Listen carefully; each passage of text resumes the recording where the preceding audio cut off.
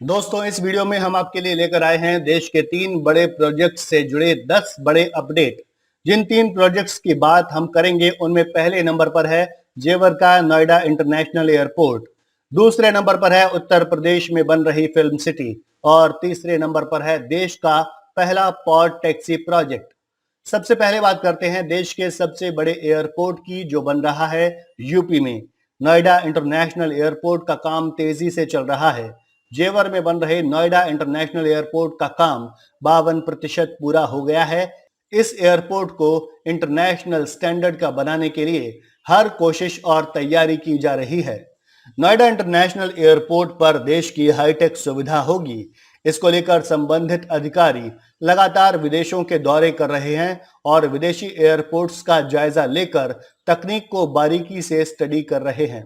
दुनिया के एयरपोर्ट्स में जो भी बेहतर सुविधा दिखती है उसको जेवर इंटरनेशनल एयरपोर्ट पर लागू करने के लिए प्रयास किए जा रहे हैं। नोएडा इंटरनेशनल एयरपोर्ट लिमिटेड की बोर्ड बैठक इस बार स्विट्जरलैंड में हुई थी, जिसमें नोएडा इंटरनेशनल एयरपोर्ट लिमिटेड के सीईओ डॉक्टर अरुणवीर सिंह भी मौजूद रहे। बैठक में जेवर स्थित नोएडा इंटरनेशनल एयरपोर्ट पर सभी आधुनिक सुविधाओं को मुहैया कराने पर जोर दिया गया।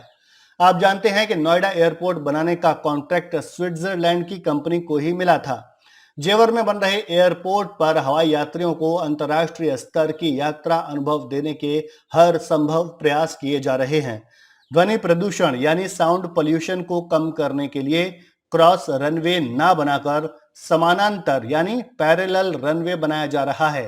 सरकार की योजना है कि यात्रियों के लिए विश्व स्तरीय सुविधाओं के साथ नोएडा इंटरनेशनल एयरपोर्ट को कार्गो का मेन सेंटर बनाया जाए, जिसके लिए अभी से ही तैयारियां की जा रही हैं।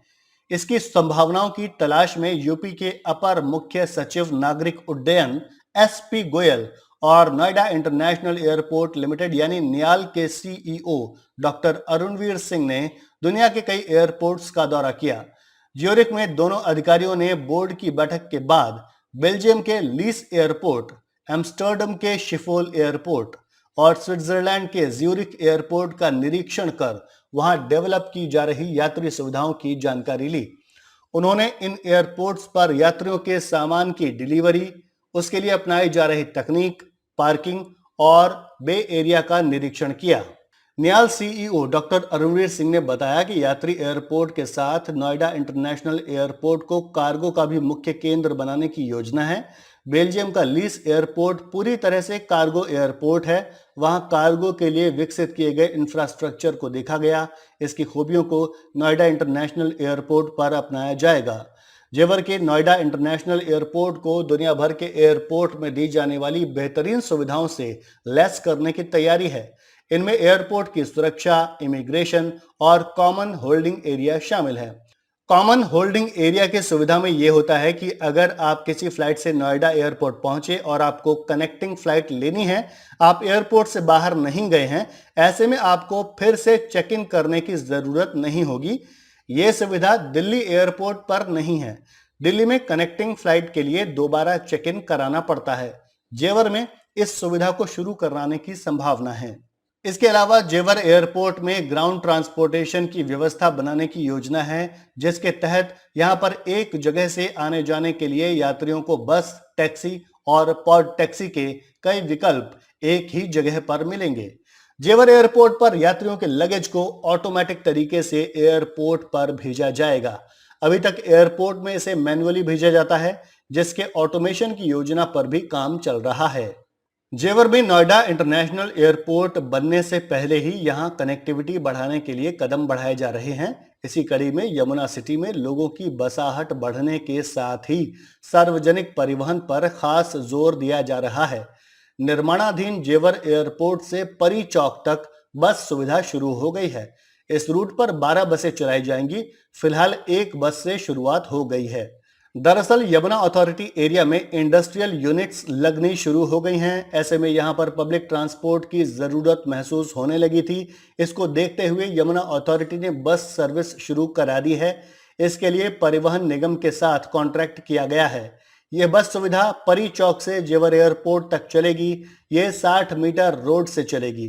ये बस सर्विस 0 पॉइंट से शुरू होकर JP green sports city east zone, JP green sports city south zone, Rabupura और साबोता गांव तक जाएगी।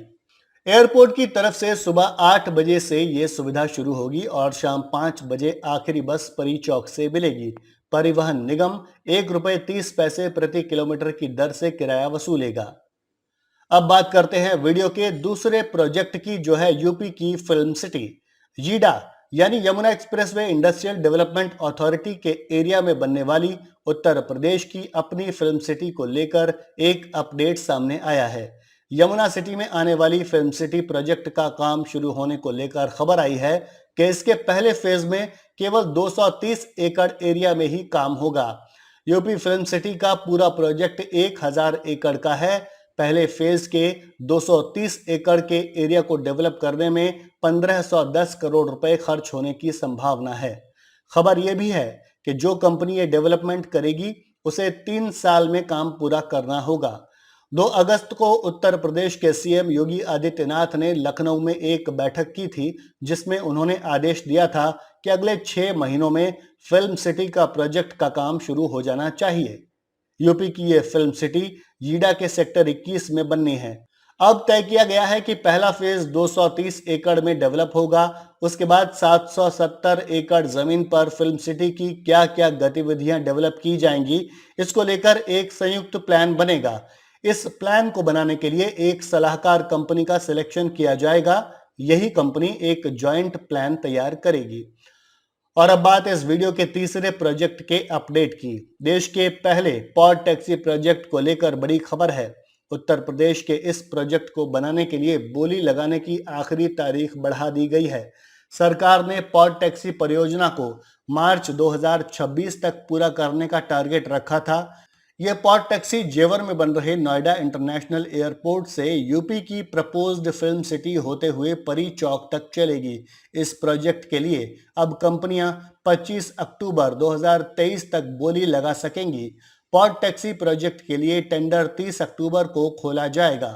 21 अगस्त को लखनऊ में हुई पीपीपी बिड इवैल्यूएशन कमेटी की मीटिंग में Yamuna expressway industrial development authority यानी यीडा ने तारीख बढ़ाने का फैसला किया।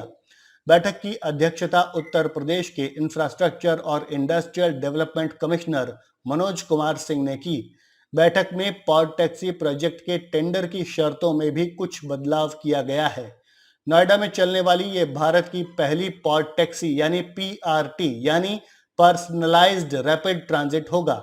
यमुना प्राधिकरण के सीईओ यानी मुख्य कार्यकारी अधिकारी डॉक्टर अरुणवीर सिंह ने मीडिया को बताया कि बोली लगाने वालों की टेक्निकल एबिलिटी की जांच करने के लिए बोली की तय तारीख से पहले 5 साल के अनुभव पर भी विचार करने का फैसला बैठक में लिया गया है।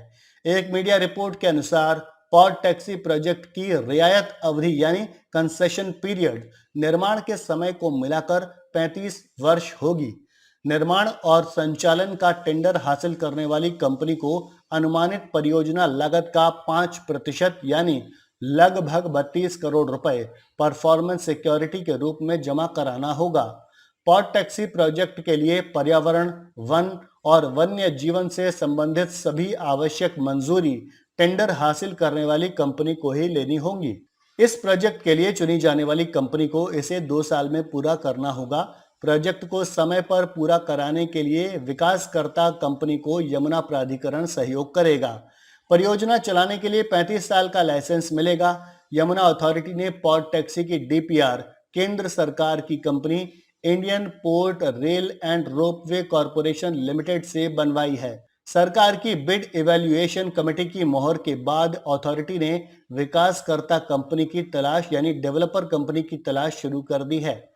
नोएडा एयरपोर्ट से फिल्म सिटी तक 14.6 किलोमीटर लंबे रूट पर पॉड टैक्सी चलाने की योजना है। ये airport, film city, handicraft park, sector 29, sector 32-33, MSME park और टॉय पार्क समेत अन्य जगहों को कनेक्ट करेगी। पूरे रूट में नोएडा इंटरनेशनल एयरपोर्ट से परी चौक तक पॉड टैक्सी चलेगी। सबसे महत्वपूर्ण रूट नोएडा इंटरनेशनल एयरपोर्ट से लेकर फिल्म सिटी के बीच होगा, जहां पर 12 स्टेशन बनेंगे।